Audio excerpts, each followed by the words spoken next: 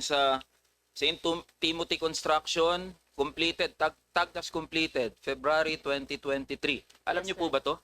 Sir, based dun sa information provided by our audit team leader po assigned under the DPWH First District of Bulacan, hindi po siya na, kumbaga, yung pong documents po kasi nun, sir, was not submitted sa auditors natin. So they issued AOM, and dahil sa tagal na po, since 2003 pa po yan, so subsequent. Yes po, sir. 2023. Yes, sir. Sorry, sir. 2023. So they subsequently issued notice of disallowance po for the non-submission of the disbursement vouchers po. So walang sinubmit na mga papeles po para makapag-conduct kayo ng audit, Ng audit. tama ho Yes ba? po, sir. Opo. So hindi niyo po alam to? Sir, Yes po. Ang ginawa po namin ay ito po ay sinama na namin sa fraud audit.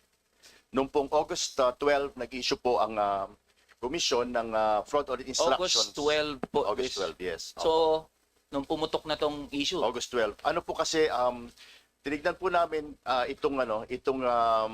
yung pag tinignan po yung kabuuan ng flood control project sa amount. 20% po, almost 20% ay nasa Region 3, and 50%, almost 50% of that ay nasa Bulacan. So we issued a fraud audit instruction po para sa province of Bulacan. So ito po ay napuntahan na.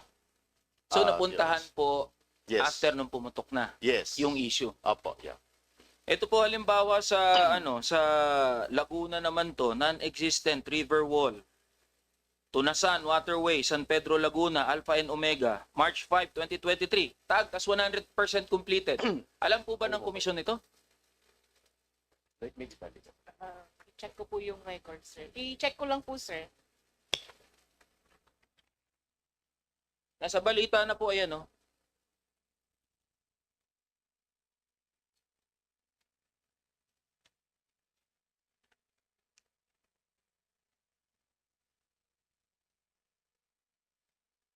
Sir, based po dito sa mga briefers na sinubmit nila, wala po. Pero malamang po, baka nakapag-issue po yung auditor natin ng either So notice hindi of po alam ng suspension. komisyon. Sir, itatanong po namin kasi po, sir, yung mga ini-issue po nilang audit observation memorandum, nako-consolidate lang po siya at year-end. So ititingnan po namin yung record, sir, kung ano na po yung status of submission ng management.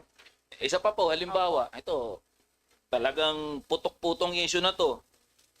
Malolos Bulacan, Wawaw Builders, Yes po, sir. October 2024. Alam po ba ng komisyon to?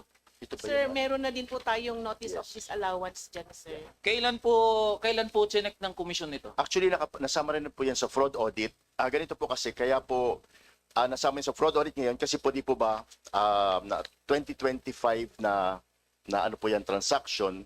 So nasama po namin sa fraud audit ngayon kasi next year pa po dapat ang deadline yan, but sinama na po namin and na-declare na po yan na ND, notice of disallowance. Sino na po yan. yung mga supervising auditors dito sa mga proyektong to?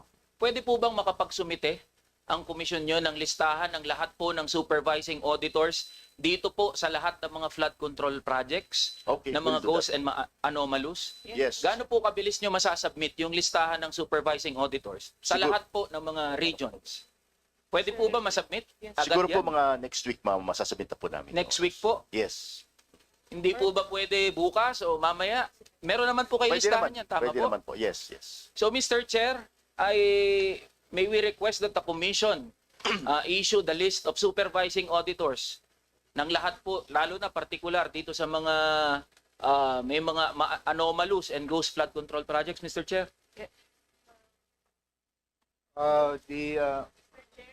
The COA is tasked to submit the required the documents, the name of the supervising auditors of the scandalous anomalous projects mentioned. We'll do that, Mr. Chair. Thank you very much. Mr. Chair, next po, ilan na po ang na-flag nyo na anomalous and ghost projects, flood control projects? Sir, every year po, since 2016, kasi yun na po yung mga nabalikan naming mga consolidated annual audit report, marami pong na-flag ang mga auditors Ilan po? natin, sir. Gaano po marami? Ikuan ko lang, sir.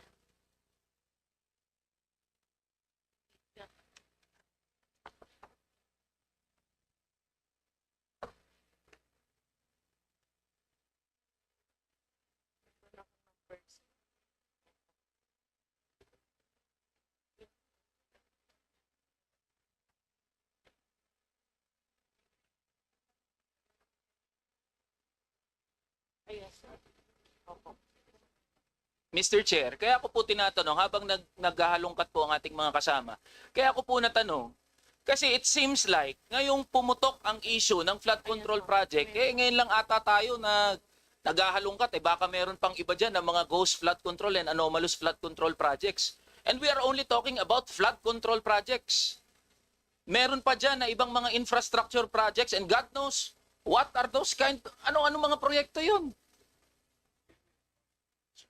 Opo, can we respond po? Yes po.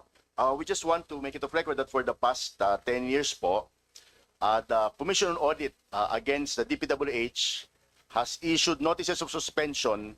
Ang numero po is 8,294. Ang total amount po is 303,679,982,149.